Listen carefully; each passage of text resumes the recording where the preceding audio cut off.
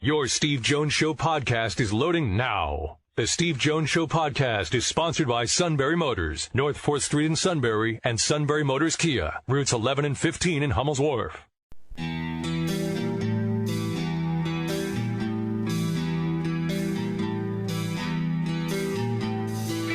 Sports talk where your voice counts. This is the Steve Jones Show on Newsradio 1070 WKOK. Now from the Sunbury Motors Studio, here's Steve Jones. Okay, so it's cold out, as Matt pointed out at the end of the news there. So today, I decided to fire up the wood stove. I come in to do the show today. What's the complaint I get? Too hot? Yes. But you've had that now there close to a year, right? I mean, 2 years. 2 years. Oh, it's been two. Wow. Oh, I thought that was last year. Yeah. Man, time flies and we're having fun here on the show. No, so this is the third winter we've had it. Wow. I remember when you got it, yeah. Yeah, I remember we got it too. It gets installed. It was December 14th, and I was out there. It was 5 degrees, and I'm out there getting 2 cords of wood, putting it out, and I'm freezing. And then remember, we had the party in Lewisburg. Remember that? That's the holiday right. party was in Lewisburg, and I went over to Kohl's Hardware. Yep, right across from the parking. Yeah, we were right by the Lewisburg Hotel there. Right, and got a tarp because I needed a tarp to cover the wood, and because we just got it, so I didn't have tarps. So I went back. Unfortunately, Kohl's was right there and back. So I went to Kohl's Hardware in Lewisburg and bought a tarp. Right? Got back. And when I got back, the last 10 minutes, it started snowing. I'm like, I'm getting this tarp just in time. My neighbor, Jim Hopi. And Jim, for years, was the guy that was in charge of all the meals at Pollock for the football team. And Jim's now retired. He refers to me now as the, quote, gentleman farmer. Well, you got the John Deere now, so, you know. Good. Well, he saw me on the John Deere. Not that we're stereotyping or anything. Hey, I was leaf sweeping the yard on Sunday. I mean, so in other words, I'm just driving around going, yeah, this is really awesome. And he goes by, he makes that statement, the gentleman farmer. I said, well, the gentleman farmer, when he's done with his yard, is going to leaf sweep your yard. And I did. See, that's where the gentleman part and the farmer comes in. He's right. You're right. That is pretty awesome. All right, let's get to our play-by-play call of the day. What a game between the Niners and the Seahawks last night. Seattle finally won it. Myers steps back at the 45, waits for the snap. Michael Dixon puts it down. That kick is away, and that kick is good! The Seahawks win! It's good! From 42, the Seahawks in overtime win for the second time in 2 weeks, and they beat the undefeated, now once defeated, San Francisco 49ers. What a game on Monday Night Football. The Seahawks win in overtime, and Jason Myers does it. What a game. I want to say Steve Rabel, Seahawks Network, right? Should be. Steve Rabel, Seahawks Radio Network. It's the first time the Niners have lost this season. That was a terrific Monday night game. It really was. The Eagles will get the Patriots this week, coming off their bye week. And with that, we now bring in our old friend Matt Leon from KYW in Philadelphia. Hello, Matt. How are you? Here's one of the oddities in the schedule. They give the Eagles and the Patriots a bye week. Why not have them play Thursday? Yeah, it'd be a ratings winner, that's for sure. Super Bowl 52 matchup, going to be a big challenge for the Birds. But, even besides that Super Bowl, the Eagles have always, or I shouldn't say always, the Eagles have played Bill Belichick tough the last several times they've played him. So this could be interesting on Sunday. Yeah, very interesting on Sunday. Dallas didn't win last night, so the door is wide open in this division. So as they hit the stretch run, what is your assessment of Philadelphia, and what's your assessment of their chances now? Because obviously it's a two-man race. Oddly enough, the Giants lost to the Jets. Yeah, I think you look at they've won their last 2 games in Buffalo and then home against the Bears. Neither of them was a Picasso, but they ran the ball effectively. The defense played well for stretches, but then the defense also had some lapses that left you shaking your head. I really think this season's most likely going to come down to that rematch with Dallas at the Link in mid-December, because the Eagles have this Patriots game, and then they've got the Seahawks, 2 very tough games. Other than that, it's pretty easy. They've still got to play the Giants twice. They've got the Dolphins. They've got Washington again. And a lot of these teams that are already bad and will probably have pretty close to checked out. So I think one of the keys for me, if they can find a way to grab one of these next 2, the Patriots or the Seahawks, it really would tilt the arrow in their favor. That's asking an awful lot. But if they could find a way to win one of these next 2, it would really, I think, give them some breathing room where they could even have a stumble down the stretch and still find a way to win the division. Because I don't think a wild card's coming out of the East. I think it's just going to be the division winner.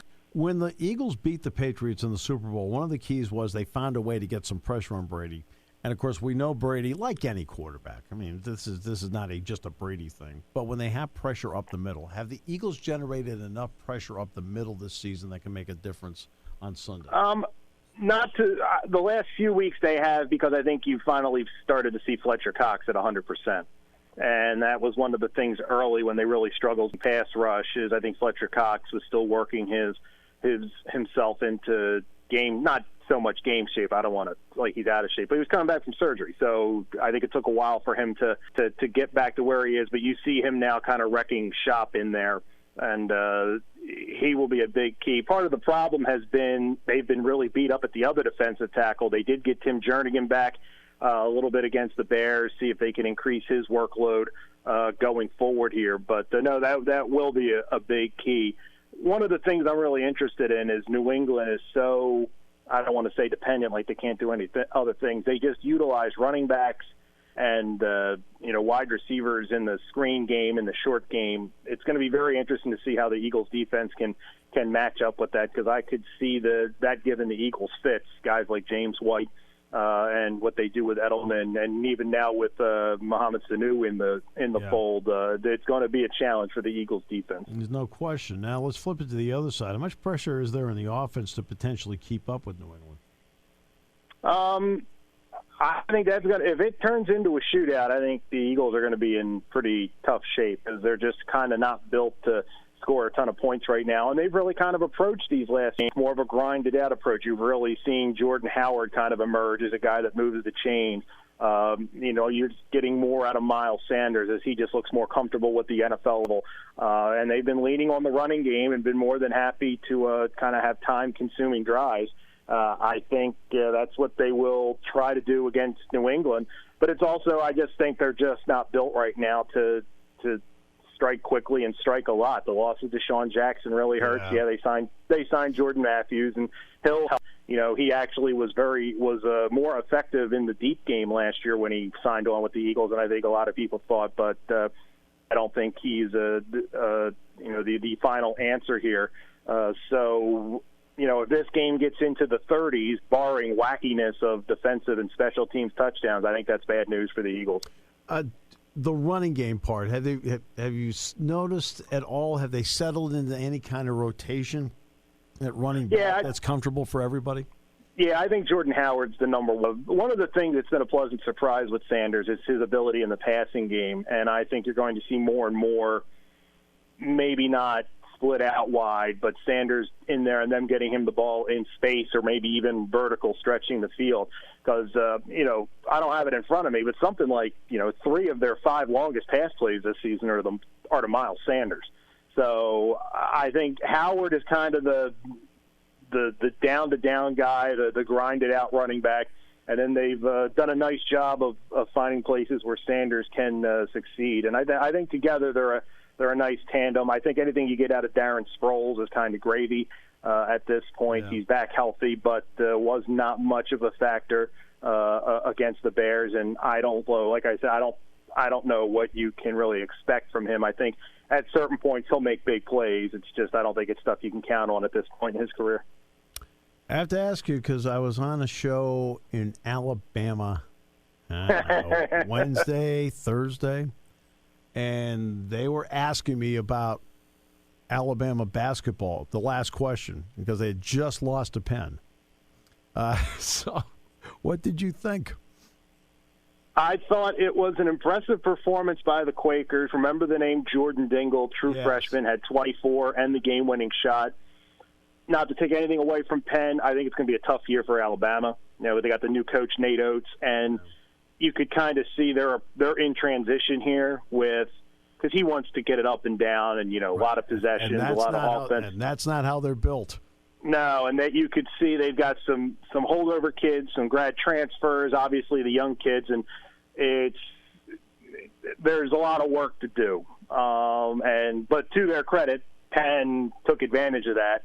And, led basically the entire second half. I think if I remember correctly, the only time Alabama led, they hit a three to take an 80-79 lead before Penn hit what proved to be the winning shot. So it was a nice performance, and then Penn went to Rice on Saturday and really struggled, losing by 19. I think, 2 long trips in 6 days is asking a lot of a team that's kind of leaning on some young kids.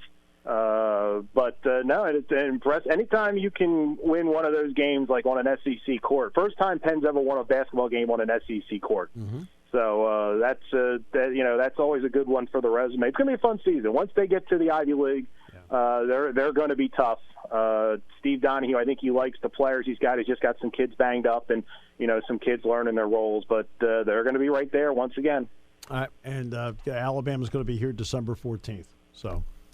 All right, but I couldn't believe I'm doing this interview about Penn State, Minnesota. They're asking me this, and this, and all of a sudden they said, "Can we ask you a basketball question?" I said, "Sure." I can. That was they don't do anything really well right now, and like I said, I think they're just kind of in transition, and they had the one kid Lewis who scored 30, but until his last couple of shots, it was a quiet 30. Yeah, Kyron Lewis. Yep. Yeah. They weren't particularly effective from three. Pretty good rebounding, but I think that's also an area that Penn's going to struggle, so you would expect them to have an advantage there. They didn't really cause a lot of havoc defensively, but Nate Oates is a winner, and Nate Oates will get that program where he wants it to be. I just don't think it's going to be right now. Always a pleasure, my friend. Thank you so much. Thank you. Matt Leon, KYW in Philadelphia. Don't forget about our high school football roundtable coming up on Thursday. We're going to discuss many of the issues that are going on in the Valley, in the district. Even though high school football participation is actually up 2% from 10 years ago, nationally it's down a high percentage. For example, take Ohio. It's down 27% in 10 years in Ohio. We're going to talk about that, the issues, how to get people more engaged, about making the game safer. We'll talk with our roundtable on Thursday about that. That'll be from 4 to 5. I'll do my part from D.C. And I'll ask Justin a question.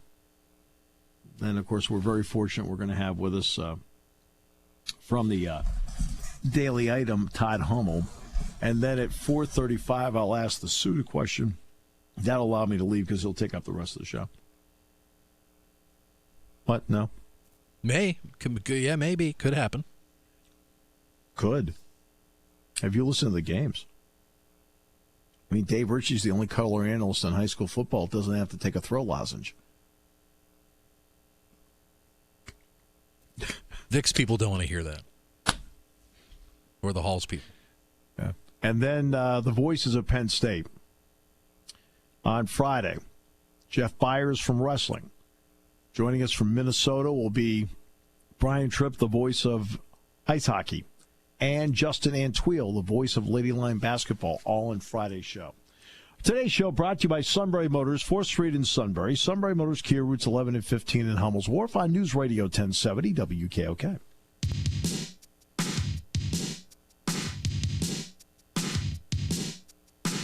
Do you get concerned in the staff meeting at all when You know who keeps asking if the sponsor is in Ward 4?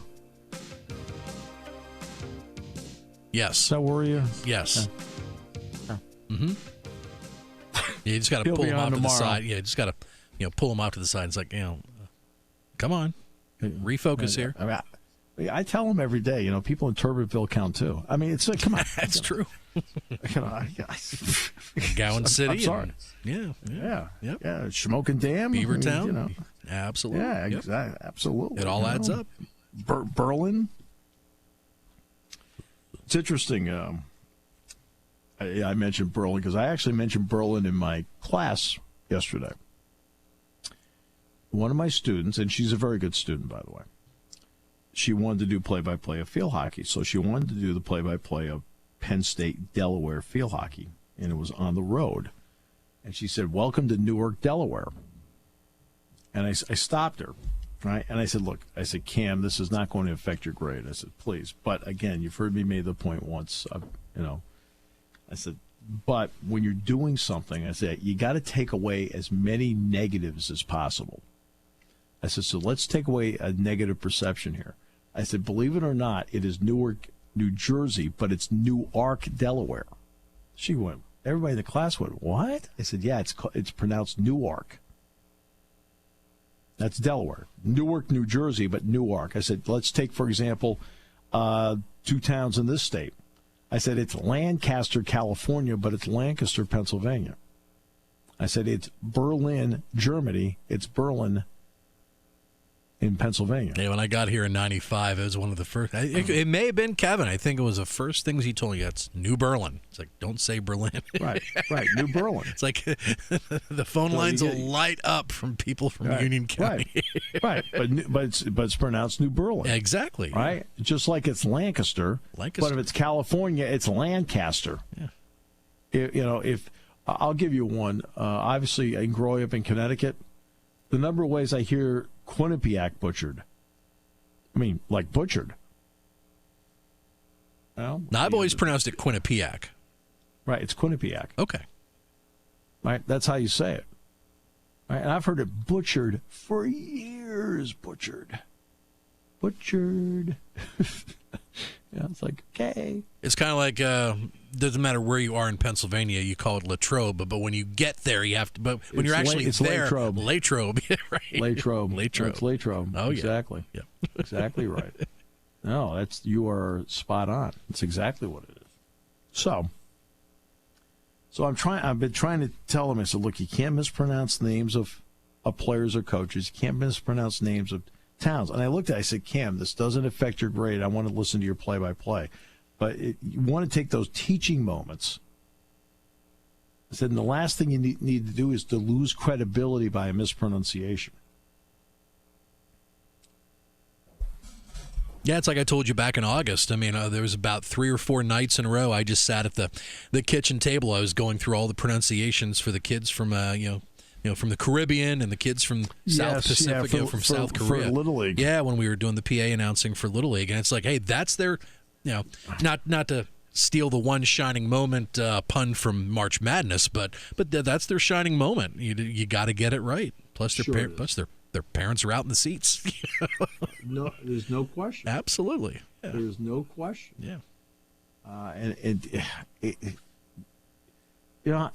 Take care of the little things. The big things take care of themselves. That's one of those you have to take care of no matter what. Take, for example, let's take Indiana coming up. Really good player. He'll return kicks, and he's their leading receiver. Whop Fillier. Now, no offense, but I mean, how many Whop Filliers are there out there? But you have to make sure you get it right. I mean, when it comes to players on Penn State, I walk up and I ask, there are certain ones that are obvious. For goodness sake, Sean Clifford. I don't think I have to ask Sean how to say his name. Lamar Stevens. Don't think I have to ask how to say your name. Mike Watkins. Okay, Journey Brown. But there's certain guys you do have to walk up and say, okay, Amani Oruwariye, give me a roadmap. Help me out. Help me help you. But the good thing is, when the announcement came down that he was going to be coming to Penn State. You nailed it there. You didn't wait till his first game of the season. No, I asked him. Yeah. I said, look, Amani, this is a big moment for you. I don't want to ruin it. But, like, take Yetur Gross-Matos. Is it Matos? No, I had to ask Yetur.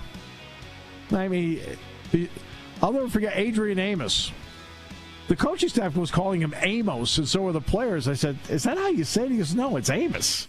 Hey, you. It's time for Sunbury Motors to eat their remaining 2019 Ford leftovers. Choose from over 20 of the hot-selling Ford Escapes for as low as $17,585. Love compact SUVs? Sunbury Motors has the leader of the pack. The 2019 Ford 4x4 EcoSport, slashed to just $20,525. SMC would give these away, but they know you'd feel guilty. Take up to $9,000 off new 2019 Ford Edges, up to $10,000 off new Ford 2019 Fusions, and up to an amazing $12,000 off on new 2019 Ford Expeditions. That's a whole lot of amazing. Pick from over 65 new 2019 leftover F-150s with total savings up to $14,750 off MSRP on 4x4 Super Cruise. Feast on Sunbury Motors 2019 Ford leftovers by November 30th before they're all gone. Sunbury Motors in the North 4th Street Auto Plaza, proudly serving all of Central PA for 105 years. Gobble, gobble, hay. Taking your calls at 800-795-9565. This is the Steve Jones Show on News Radio 1070 WKOK. Now from the Sunbury Motors Studio, here's Steve Jones. All right, Sunbury Motors, 4th Street in Sunbury. Sunbury Motors Kia, routes 11 and 15 in Hummel's Wharf. Great to have you with us on the show today. Hear from Jake Pinegar in a few moments.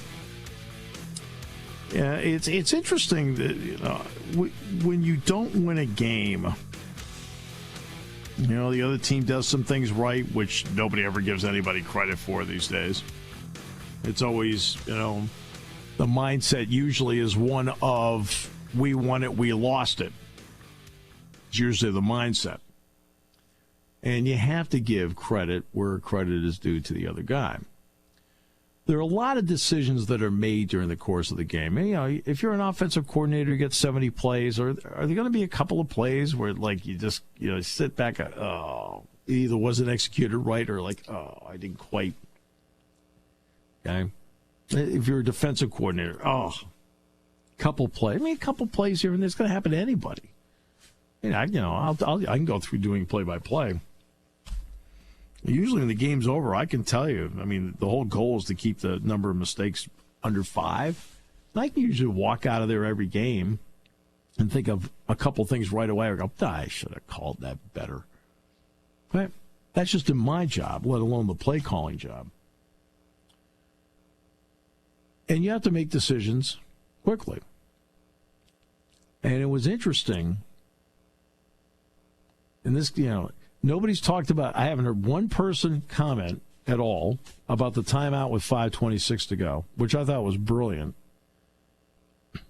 He knew that P.J. Fleck on 4th down was going to bleed 40 seconds off the clock and then punt.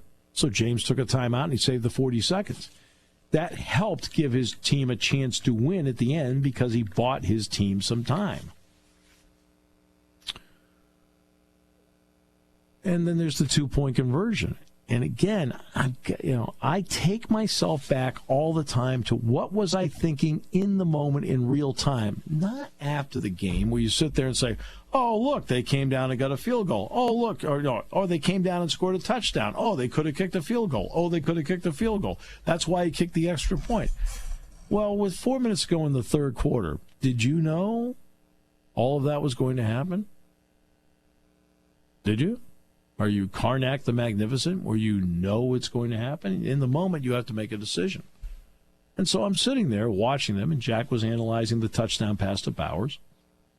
And they're going to keep the offense out there. As Jack was took a quick glance at the scoreboard, and I saw about 4 minutes ago, and I saw 24-19. I'm thinking, okay, well, they get the 2 points. It'll be 24-21. Now a field goal can tie the game, or a touchdown can put them up by 4. It made total sense to me. This wasn't the first quarter. It wasn't the second quarter. And then you have to look at the team you're playing. And this is the part where nobody takes this into account. You either know the game and know who you're playing, or you don't. All right? So when I hear the postmortem, I have not heard anybody bring into play Minnesota's style of play in the second half. Minnesota was trying to bleed the clock dry, which means that you are attempting to reduce the number of possessions in the game. When James Franklin went for 2, in the back of his mind, it was in the back of my mind, I'm asking myself, how many potential possessions are left in this game? There may only be a couple left for Penn State in the game. It turned out there were 3. But the way Minnesota was trying to play the game, they were trying to reduce the number of possessions left.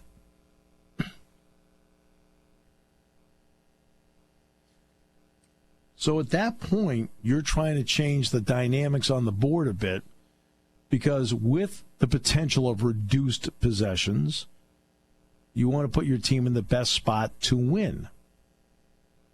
Right? How can I get there? Well, if I get the 2-point conversion, I now am within 3. Now, in a game where the opposition is trying to reduce possessions,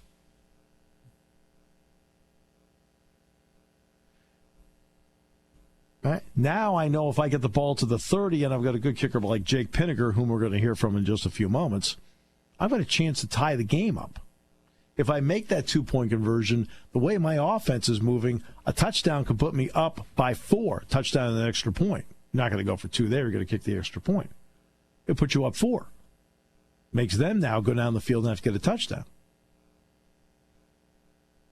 So in the moment, again, in the moment, not post-mortem, in the moment, I'm sitting there thinking, this makes sense to me. It's what I'd do. And to me, it's not chasing points. You may have a different opinion. If you do, that's perfectly fine. And people who are upset about this, I admire their passion, because you can't have a really good fan base unless you have a passionate fan base. And so I really appreciate that. I really do.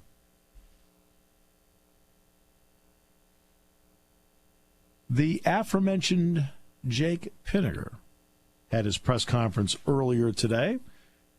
This won't take long, but it's also an interesting perspective from somebody who's had a very good season. Hey, Jake, how are you? Good, man. How are you? Doing well. Curious about what you've seen from this program in the last 48 hours. We saw some very emotional guys in post-game media sessions. Have you seen kind of people digest things a bit more, and how are y'all carrying it forward? Yeah, I think right after the game, there was a lot of raw emotion and stuff like that. And then I think the next day, Sunday practice, everybody moved on, shifted to Indiana, kind of using that as fuel, really determined and stuff like that. So what happened then is in the past, and we're kind of just moving forward right now. I know you're kind of sequestered into your own positional groups early in the week, but Sean Clifford, as a guy who's going to help drive this team forward, how has he specifically kind of picked it up? And we heard from P.J. Musfer this morning that Coach Franklin pointed out Sean in postgame kind of trying to take some of the load off his shoulders. How is Sean handling all this, and why do you think that was important for Franklin to do after the game? Yeah, I mean, I think, Sean, just like everyone else, has moved on from it. One loss is on everybody on the team. It's not just one person. So, everybody picks everybody up in the locker room and stuff like that. And I think Sean's determined, and he's hungry to get back out there on the practice field today. In terms of in special teams, Coach Franklin today pointed out, and I know that's not necessarily your field, but he said penalties are an issue. How is Joe Lorig over the course of these first 9 games, week to week, try to tighten you guys up, and kind of how do you evaluate the entire unit, I guess, through those 9 games? Yeah, I mean, we got 2 goals, own the ball, no penalties. So those penalties are a huge emphasis.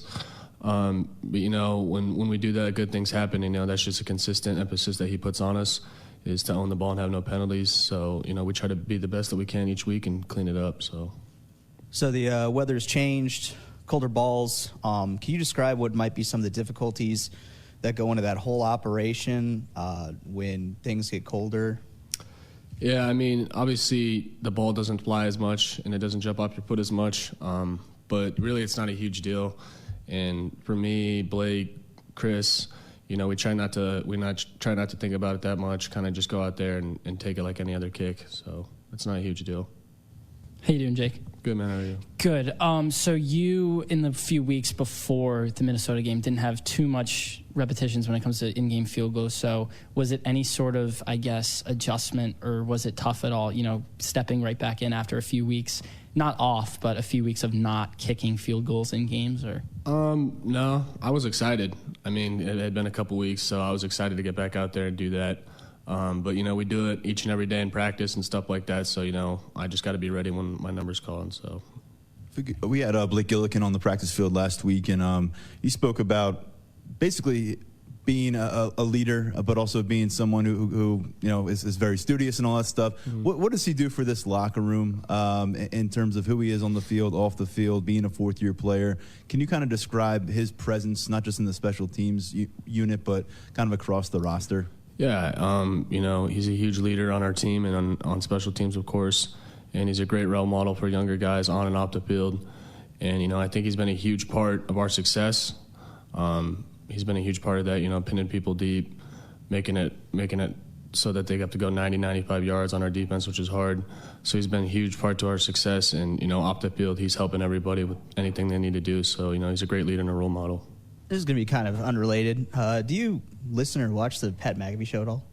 I follow him on Twitter, but I don't really watch his shows that much. Bits and pieces, not really though.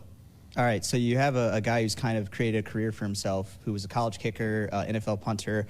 Do you feel like, and he's always talking about kind of special teams operations and kind of giving a voice to maybe a segment of football that really hasn't had too many people speak up for them? Of course. What is that kind of thing, a whole experience like being in college, being a kicker, hearing someone kind of talk about stuff that you got to go through? Yeah, I think he's really funny and really entertaining, and a lot of people like that and buy into him. And stuff with kicking and punting, is not as glamorous as the other positions and stuff like that, but he kind of brings up on your side of things and kind of puts a highlight on it in a funnier and different way, which kind of gives light to it, which has been awesome. So I think it's awesome. He is an interesting character. There's no question about that. Well, Pat McAfee is an interesting character. No doubt. All right. Great to have you with us on the show today. Tomorrow, we'll have Neil Coulong, and then also Bill Bender's Sporting News tomorrow. Bill Bender will be at 3:35, who's just one of the really awesome guys. Neil Coulong tomorrow. Final part of James Franklin's press conference tomorrow. Thursday shows from Washington. And we're going to have Kevin Herr, Justin Michaels, Todd Hummel from the Daily Item on the State of the Union High School Football Roundtable from 4 to 5 Thursday. Then Friday, from 3:35 to 4:30, we'll have the Voices of Penn State.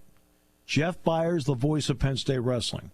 Brian Tripp, the voice of Penn State Hockey. He'll join us from Minneapolis, getting ready for a game that night. And Justin Antwiel, who is the new voice of Lady Line Basketball, the former voice of Bucknell Women's Basketball.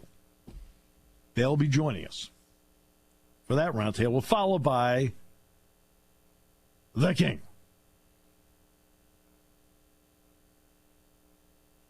Who did not have a royal weekend. 2-5.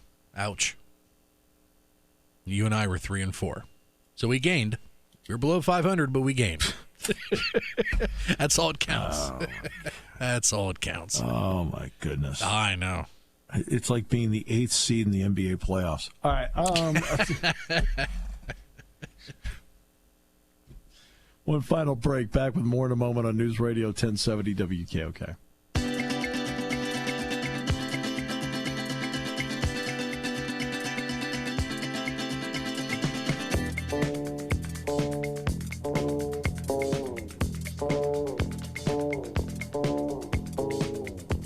Welcome back. Great to have you with us. Final few minutes of the show today.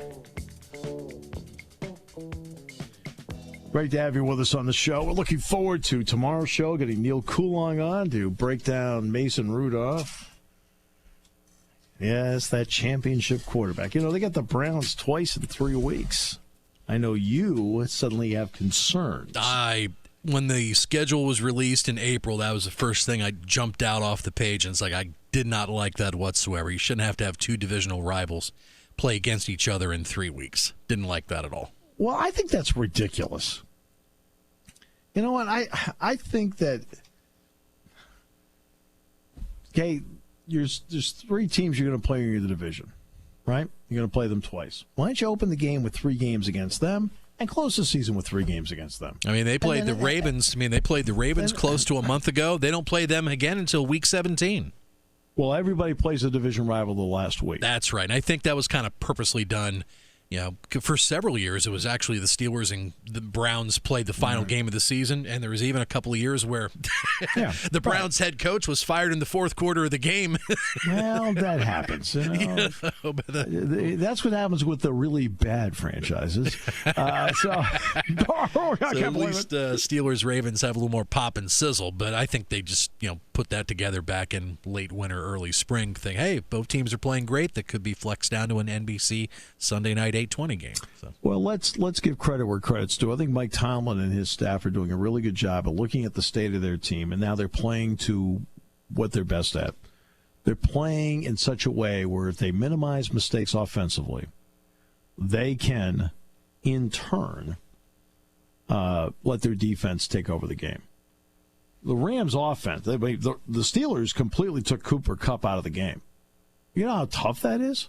I was worried. I was worried though because Kevin and I were texting back and forth. The suit and I, not Kevin, your brother. We were texting back and forth. I actually called him during the game as well because there was one different play that just irked me off. But there was, I said that if they're going to lose this game, it's going to be a game-winning catch by Cooper Kupp. I just kind of felt it happening, but thankfully it didn't. Really? Yeah. I just kind of had that in my back of my mind as the 4th quarter was going along.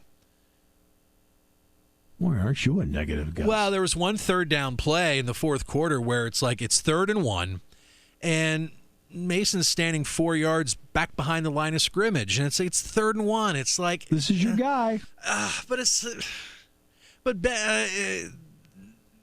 just lunge forward and get a first down. That just drives me absolutely nuts when they do that. There's got to be other teams in the league that do that too. Just lunge forward and get a first down. I see Tom Brady do it a lot. 3rd and 1, everybody in tight, just lunge forward. Just move the pile, follow the pile. Well, you're in a mood. Well, it's Tuesday. I'll have it out of my system by kickoff on Thursday night. It's just little, but just that 3rd and 1 where they're not packed in tight.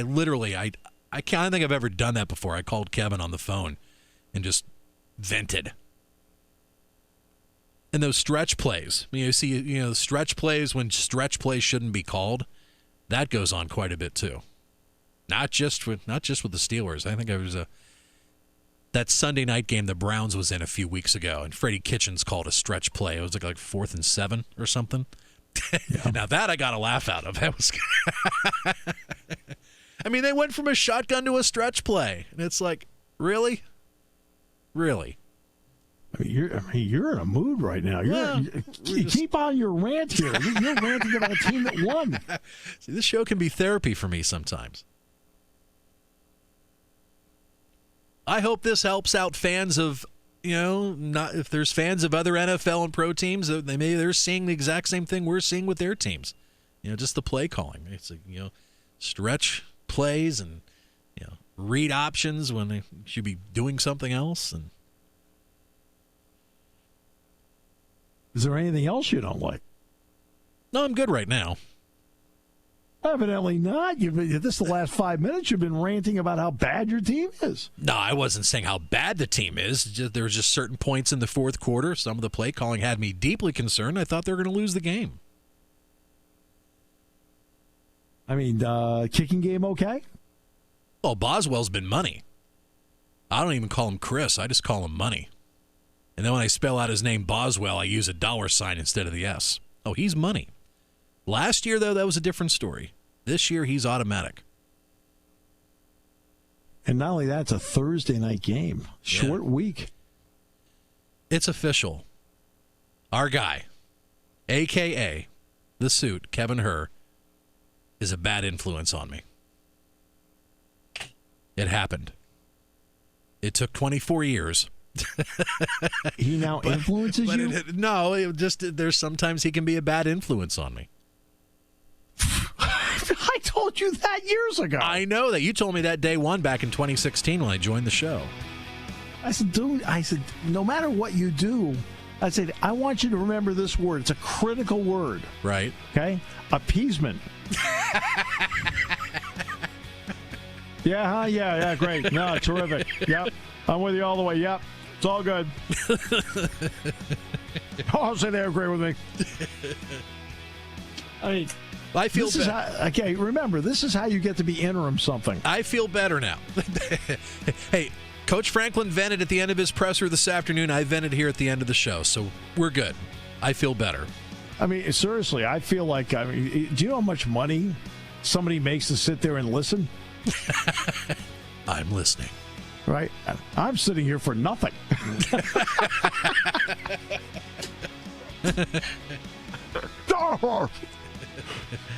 On to Permane Brothers. On to Permane's. More listening. You're listening to News Radio 1070 WKOK Sunbury. You can hear us anywhere in the world with the Sunbury Broadcasting Corporation app.